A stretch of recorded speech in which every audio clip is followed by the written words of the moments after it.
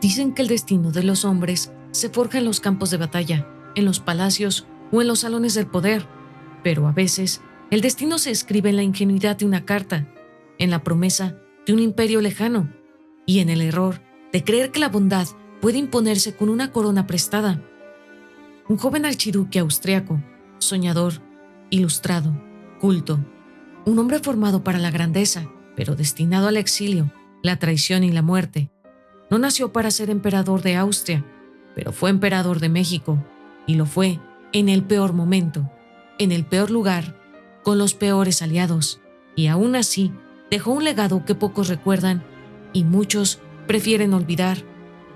¿Qué llevó a Maximiliano de Habsburgo a aceptar una corona forjada por el capricho francés y las mentiras del conservadurismo mexicano? ¿Quién fue realmente este joven europeo que intentó construir un imperio liberal en medio de una guerra civil? ¿Y por qué su esposa Carlota, esa mujer decidida y valiente, terminó vagando por los pasillos de la locura mientras el mundo la juzgaba sin escucharla?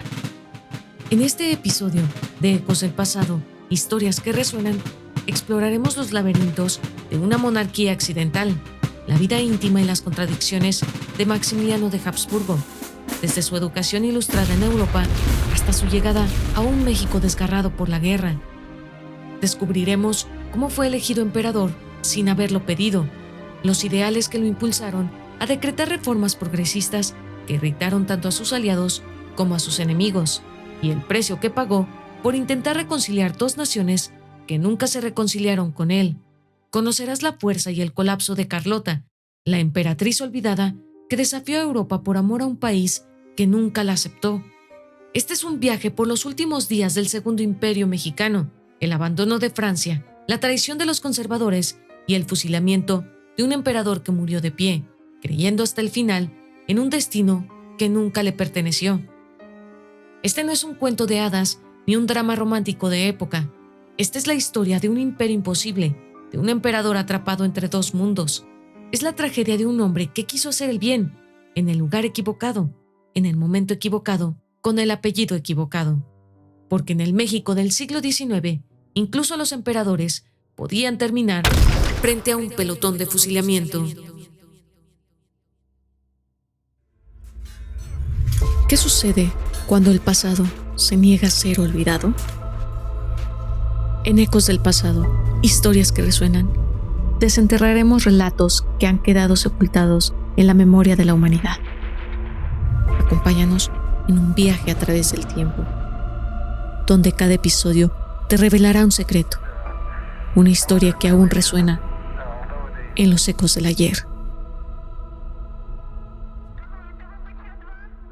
¿Estás listo para escuchar lo que la historia tiene que decir? El príncipe del Adriático, idealismo a la sombra del imperio.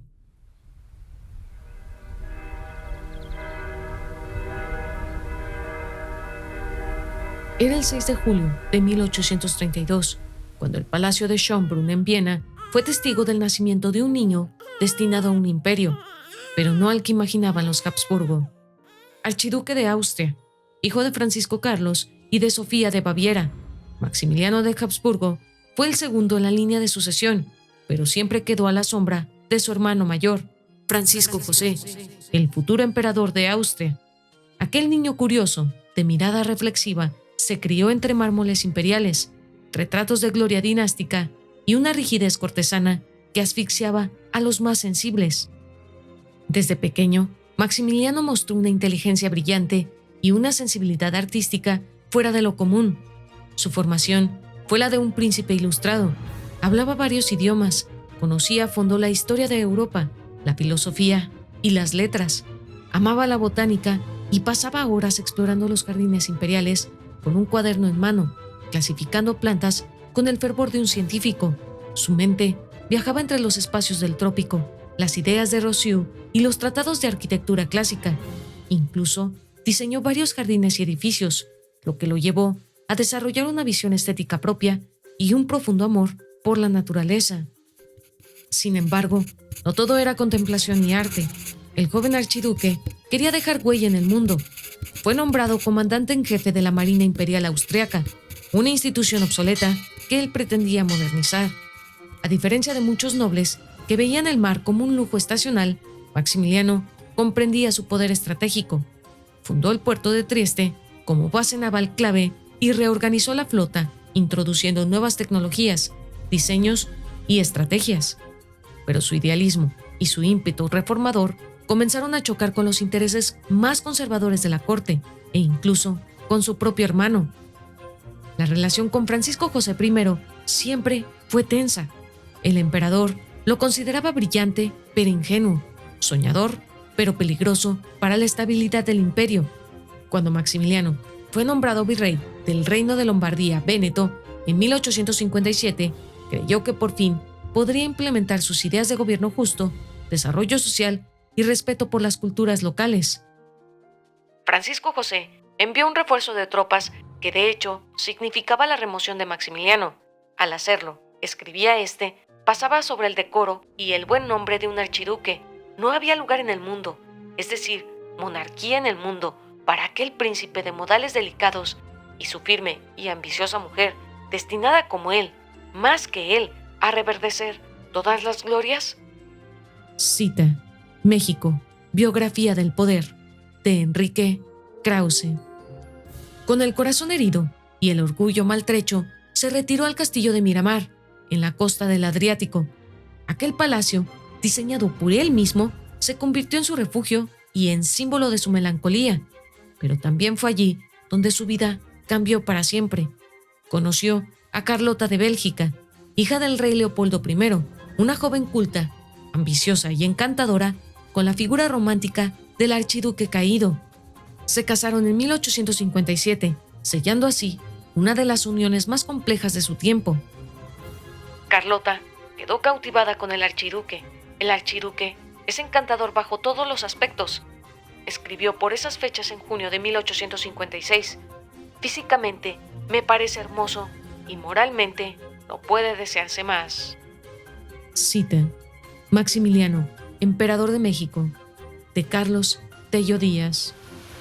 Carlota era mucho más que una princesa decorativa. Había sido educada con rigor, hablaba varios idiomas, tenía nociones de política, administración y economía. Soñaba con un proyecto de grandeza y veía en Maximiliano a un emperador con alma de reformador. Juntos construyeron una relación cimentada en la admiración mutua, en los ideales de un gobierno ilustrado y la necesidad de escapar del destino que Europa les negaba.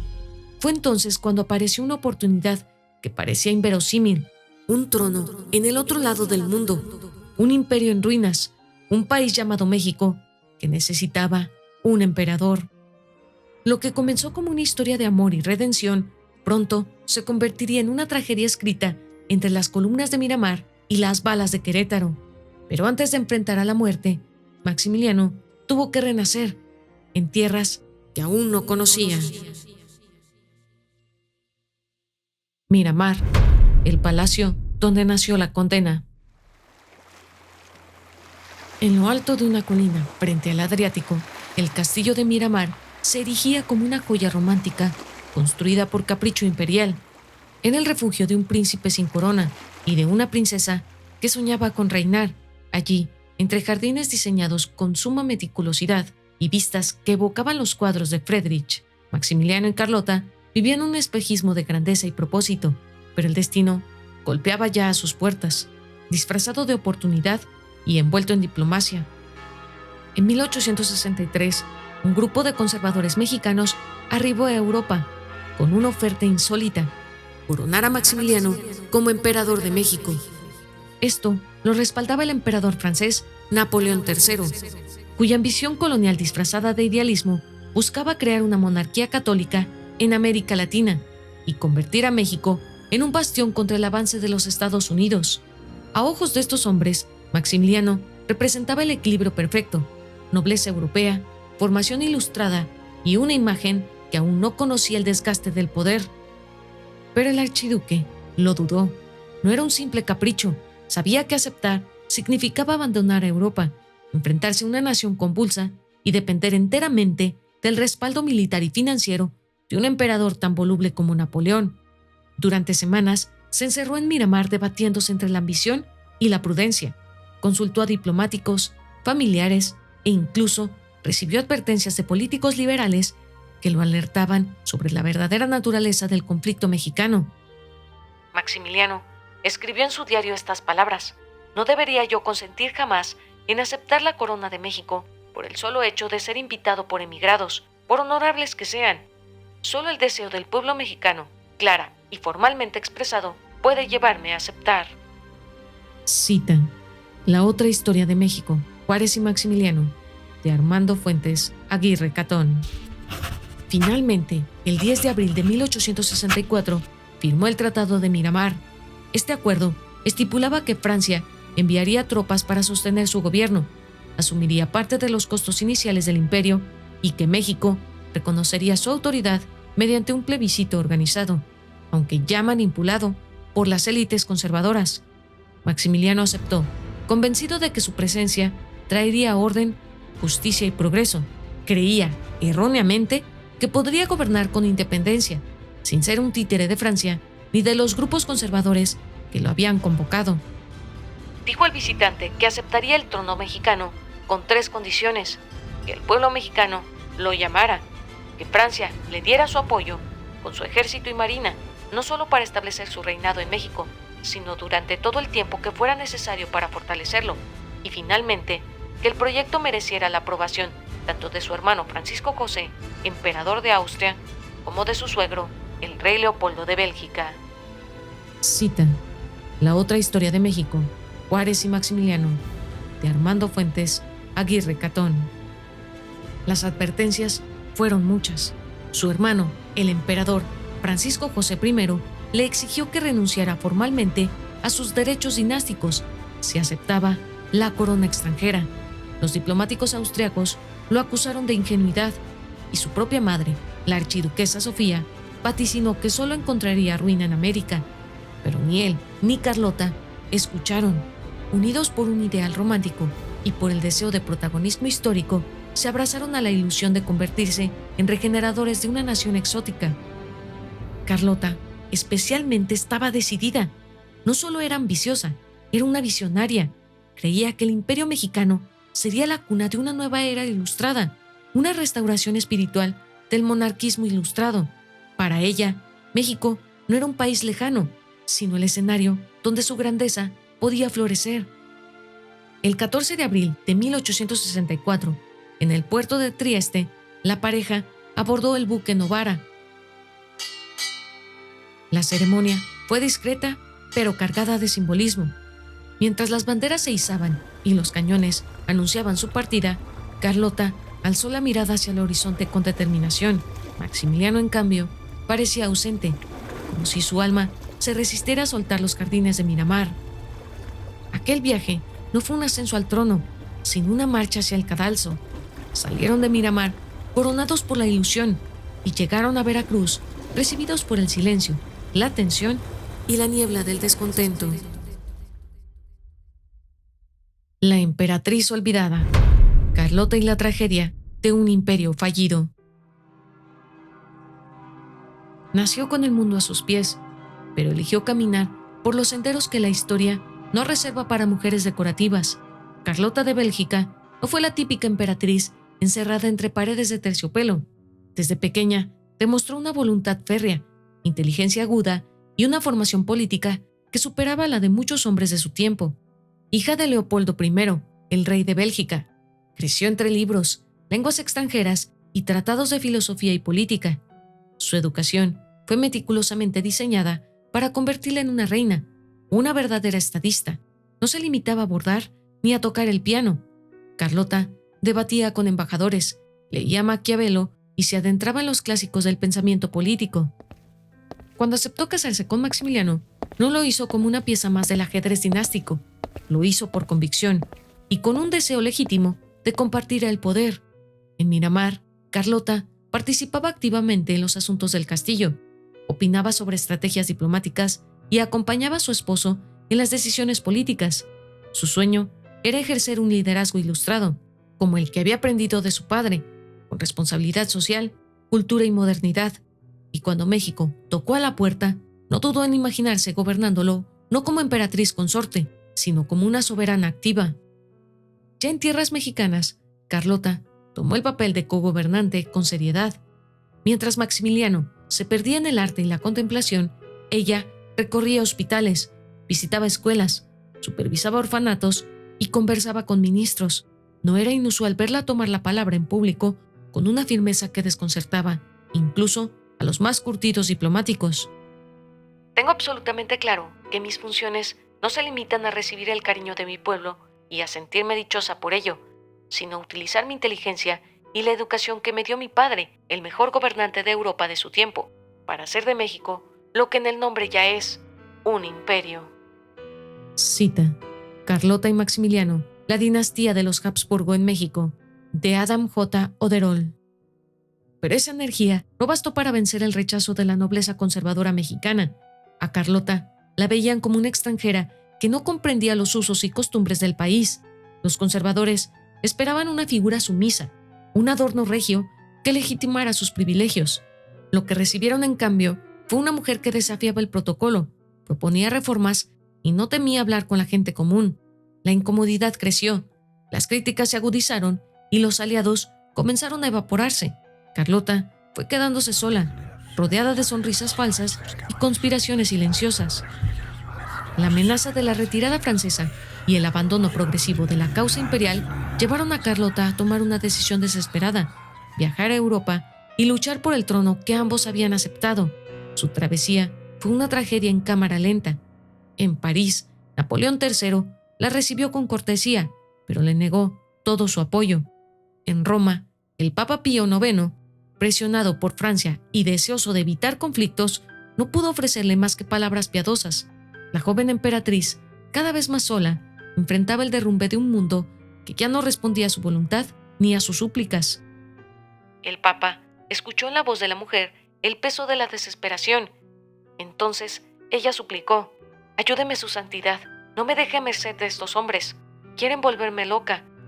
Y al decir esto, el Papa pensó que la mujer disvariaba. Para calmarla, ofreció palabras de consuelo. Le salieron de forma natural, sin pensarlas. Estaba acostumbrado a consolar por reflejo. Todo el mundo venía a él con súplicas: niños enfermos, casos graves, milagros. Pasaba el día recibiendo peticiones, una tras otra, y lo único que podía hacer por todas esas almas era rezar. Cita: Locura imperial, de Laura Martínez Belli. Una mañana en Roma, Carlota sufrió un colapso nervioso. Gritó que querían envenenarla, que todos la traicionaban. El Papa ordenó su resguardo en los jardines del Vaticano, pero a partir de entonces la prensa hablaría de su locura. Pero, ¿fue realmente una enfermedad mental o la consecuencia del abandono, la traición y la presión insoportable que cargó sobre sus hombros? Carlota no volvió jamás a México. Tampoco volvió a ver a Maximiliano con vida. Vivió encerrada durante décadas, primero en Bélgica y luego en su castillo de Boixut, resguardada del mundo, de los rumores y de sus propios recuerdos. Pero su legado, como el de pocas mujeres del siglo XIX, no es el de una esposa silenciosa, sino el de una emperatriz que intentó cambiar la historia con inteligencia, pasión y coraje, hasta que el mundo le dio la espalda. Trono de papel. Maximiliano contra la realidad mexicana. Mientras los cañones retumbaban en el norte y la política se tensaba en la capital, Maximiliano de Habsburgo, aún rodeado de la niebla de su idealismo, intentaba construir un imperio moderno desde los escombros de una nación en ruinas. El emperador no se limitó al fasto palaciego, decretó reformas sociales que, paradójicamente, lo distanciaron de los mismos conservadores que lo habían traído a México. Desde el castillo de Chapultepec, Maximiliano promulgó leyes que habrían estremecido al absolutismo europeo, prohibió los castigos corporales, impulsó la educación pública gratuita y secular, buscó proteger a los pueblos originarios como ciudadanos plenos y no como servidumbre heredada del colonialismo. Su corte imperial se llenó de juristas liberales, varios de ellos mexicanos, que redactaron códigos civiles y penales basados en modelos europeos y mandó establecer tribunales en todo el país, intentando implantar el juicio civil como mecanismo de justicia social. En 1865 se dio a conocer la legislación del imperio, dictada por el emperador, sobre la base de un claro signo liberal. Se estableció la Junta Protectora de las Clases Menesterosas, presidida por el jurisconsulto nahuatlato Faustino Galicia Chimalpopoca, para oír quejas y elaborar dictámenes. Se dictaron leyes sobre la reparación de daños causados por los ganados en los sembradíos de los pueblos, sobre el arreglo de conflictos por tierras, sobre la restitución y respeto del fundo legal, y sobre los espacios de uso público y recursos comunales.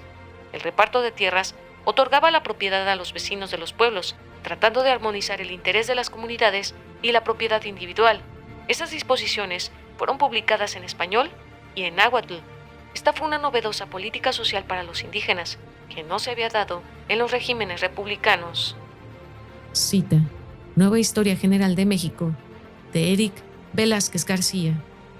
Pero esa visión chocó con una verdad incómoda.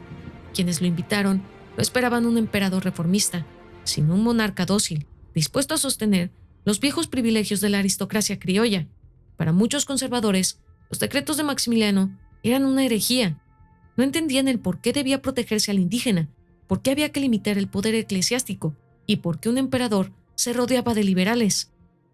Aquellas reformas, justas en el papel, se estrellaban con un país en guerra. Gobernar desde un trono sostenido por las tropas extranjeras no solo era impopular, era una contradicción brutal.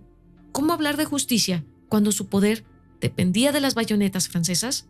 ¿Cómo hablar de soberanía si había llegado al país escoltado por un ejército invasor? Las paradojas se apilaban. Mientras Juárez desde el exilio denunciaba la imposición imperial, Maximiliano escribía cartas exaltando su deseo de proteger a los más pobres, asegurando que su deber era con el pueblo y no con los poderosos. Su visión de los indígenas contrastaba con la de muchos republicanos, quienes en nombre de la modernidad los veían como un obstáculo al progreso. Los mejores son y siguen siendo siempre los indios. Para ellos he promulgado ahora una nueva ley que crea un consejo que debe ocuparse de ayudarlos atendiendo a sus deseos, quejas y necesidades. Los indios manifestaban al emperador en todas partes un fanático entusiasmo. Por primera vez, los pueblos y las comunidades contaban con el oído de la autoridad para plantearles sus problemas en sus términos, no los del derecho romano de propiedad, sino los del derecho divino que sentían tener sobre sus tierras. Cita: México, biografía del poder, de Enrique Krause. Pero, ¿fue Maximiliano un reformista adelantado a su tiempo o un idealista desubicado?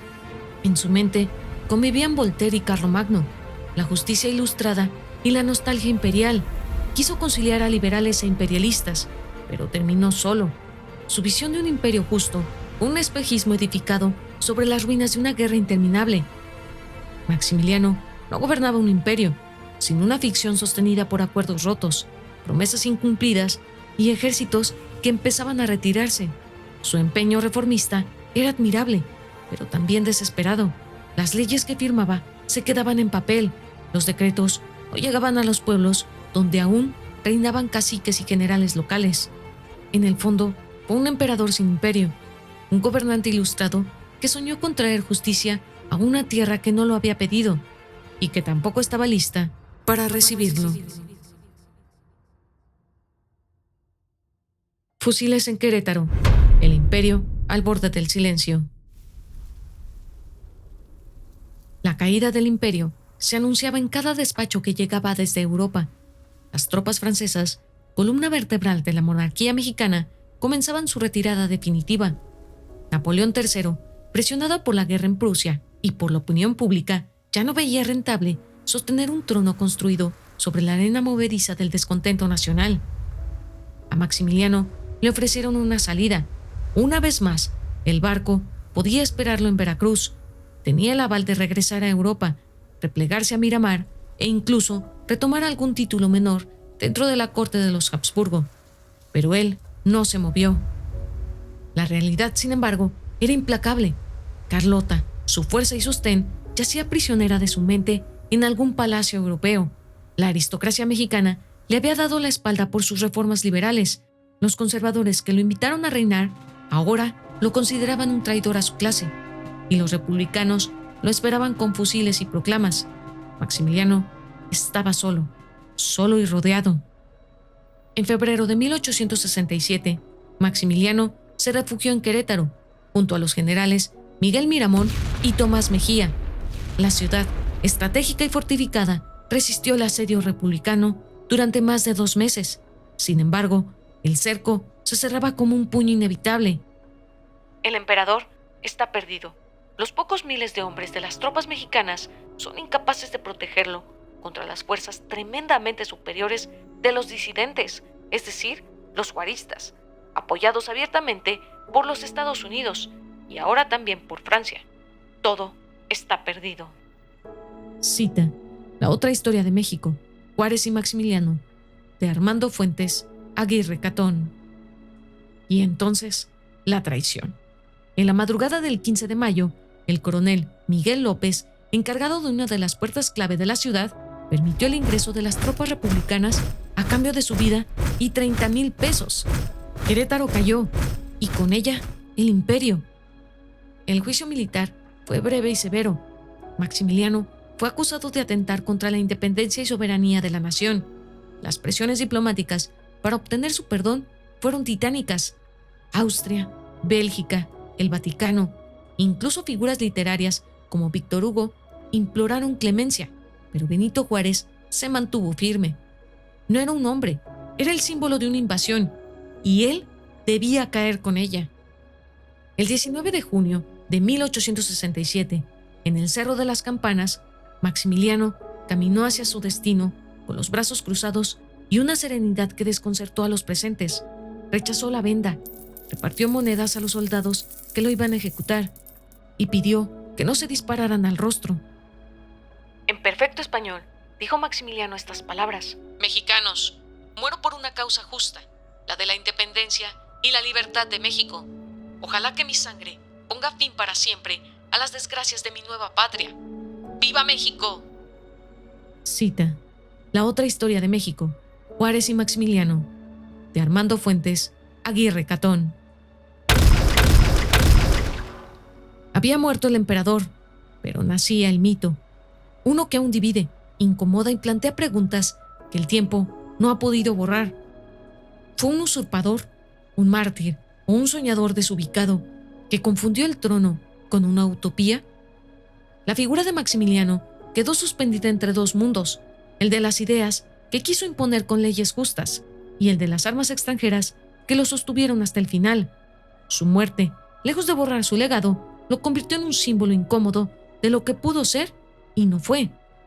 Allí, en el Cerro de las Campanas, no solo cayó un hombre, también se extinguió un intento de reconciliar monarquía y justicia social en una nación que apenas empezaba a definirse a sí misma. En esa paradoja, entre el idealismo y el fracaso, comenzó la leyenda de un emperador sin imperio. El final de 2 tragedias: Maximiliano fusilado, Carlota olvidada. Caía el atardecer del 19 de julio de 1867. El Cerro de las Campanas en Querétaro fue un lugar que se convirtió en el altar de la muerte para un imperio fallido. 3 figuras se colocaron frente al pelotón: Tomás Mejía, Miguel Miramón y Maximiliano de Habsburgo. El emperador, pálido pero erguido, vestía de civil, con una levita negra. Antes de la orden de fuego, besó un medallón, ofreció unas monedas a los soldados para que no erraran el tiro, y se dirigió a ellos con una voz serena: «Solo le pido a Dios que cuando caiga mi sangre sea la última vez que se derrame en este hermoso país. Los mexicanos merecen la felicidad». Cita Secreto, Maximiliano, de Leopoldo Mendívil López. La descarga cerró un capítulo que nunca debió haberse escrito, y con él el eco de una corona caída que retumbó desde Querétaro hasta los salones de Europa. La noticia del fusilamiento de Maximiliano estremeció al mundo. La prensa europea reaccionó con una mezcla de consternación e ira. En Austria, el emperador Francisco José cayó en una profunda amargura. No solo había perdido a su hermano menor, sino que el apellido Habsburgo quedaba mancillado por una ejecución pública. En Francia, Napoleón III enfrentó el escarnio de haber empujado a un idealista al cadalso por cálculos geopolíticos cerrados. Las cortes europeas no perdonaron a Juárez su severidad, pero este se mantuvo firme en su decisión, convencido de que la República debía prevalecer sin concesiones simbólicas. El cuerpo de Maximiliano fue embalsamado en México y enviado a Austria tras gestiones diplomáticas complejas. Su féretro atravesó el océano para reposar finalmente en la cripta imperial de los capuchinos en Viena, junto a los restos de sus ancestros. Fue recibido con honores fúnebres, pero también con el silencio incómodo de una monarquía que prefería olvidar su fracaso americano. Carlota, por su parte, no volvió a ver el sol de la conciencia. Recluida en el castillo de Boschut, en Bélgica, sobrevivió casi 60 años en un estado mental alterado. Se convirtió en una figura espectral, alimentada por delirios y vigilada por médicos y cortesanos. Su reclusión no fue solo médica, sino también política. Nadie deseaba que la emperatriz olvidada hablara de las traiciones que presenció. Murió en 1927, vestida de negro, aún firmando cartas como Emperatriz de México. ¿Qué México dejó Maximiliano? Su fallido imperio no logró imponerse, pero sus reformas adelantadas al tiempo dejaron una huella tenue pero persistente. Defendió la educación laica, protegió a los pueblos indígenas y soñó con una monarquía constitucional inspirada en el modelo europeo.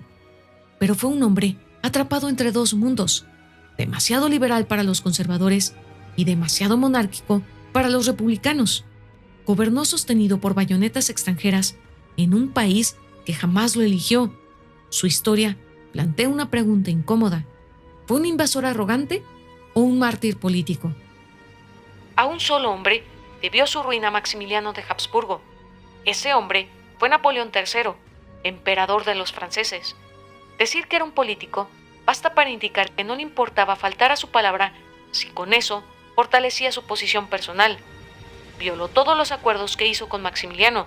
Lo dejó abandonado frente al poder de Estados Unidos, cuyos intereses tenían un decidido aliado en don Benito Juárez.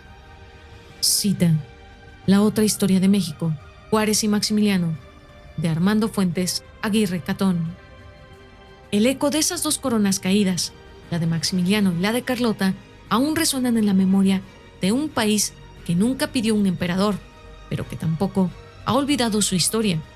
Ellos no fueron simples peones de imperios, fueron humanos, frágiles, contradictorios. Figuras trágicas cuyo amor, ambición y fracaso tejieron una ópera de ilusiones rotas.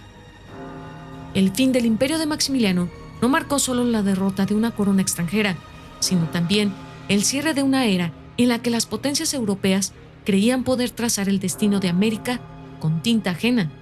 Con su caída, México no solo rechazó a un emperador, sino que reafirmó su voluntad de escribir su propia historia, aunque ésta estuviera manchada de sangre, traición y dolor.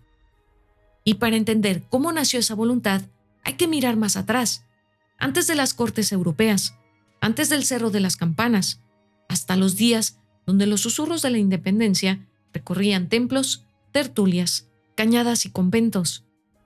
En el próximo episodio de Ecos del Pasado, Historias que Resuenan, nos adentraremos en las raíces del primer gran estallido de libertad, la independencia de México. Pero esta vez la veremos desde otro ángulo, como nunca antes la había satisfado. Recorreremos las ideas que cruzaron el océano, qué pactos se firmaron en secreto y qué causas ocultas alimentaron el fuego insurgente, porque antes de Hidalgo y Allende ya se movían piezas invisibles en un tablero global. Prepárate para cerrar esta primera temporada en donde todo comenzó, en la semilla revolucionaria que cambió el destino de América, porque a veces la historia no se grita con campanas, sino que se susurra en lenguas prohibidas, en tratados ocultos, en miradas que cruzaban fronteras con la certeza de que el mundo estaba por cambiar, y cuando ese susurro se convirtió en grito, ya no hubo vuelta atrás. Recuerda, el pasado no es solo un registro de lo que fue, sino una parte viva de lo que somos. Cada historia que compartimos en Ecos del Pasado es un recordatorio de que el tiempo puede sepultar los hechos, pero nunca podrá silenciar sus ecos. Si has sentido la vibración de estas historias en tu interior, si has escuchado el llamado del pasado, te invitamos a unirte a nosotros en nuestro próximo episodio, porque aún quedan muchos ecos por descubrir. muchas historias por desenterrar. Y juntos seguiremos explorando las memorias que resuenan en los rincones olvidados de la humanidad. Hasta entonces, mantén los oídos atentos y la mente abierta, porque nunca se sabe cuándo el pasado volverá a hablar.